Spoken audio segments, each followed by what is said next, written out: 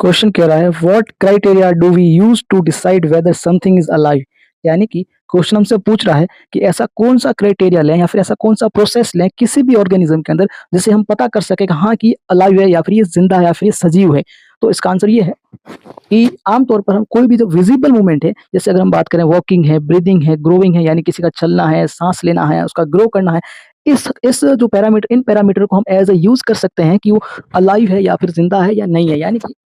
Use to decide whether something is alive और not. लेकिन जो ऑर्गेनिज्म होते हैं, जो लिविंग ऑर्गेनिज्म होते हैं, उन ऑर्गेनिज्म के अंदर कुछ ऐसे मूवमेंट भी पाए जाते हैं जो नग्न आंखों से या फिर जो हमें किसी भी तरह से दिखाई नहीं दे सकते, जिन्हें हम इलेक्ट्रॉनिक माइक्रोस्कोप के द्वारा देख सकते हैं। तो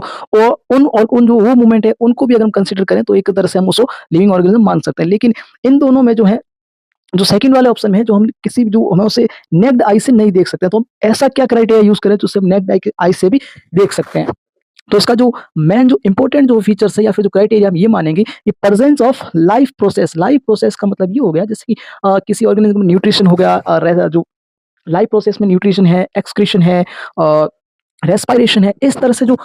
लाइफ प्रोसेस है, जिन्हें हम जैव प्रोसेस या जैव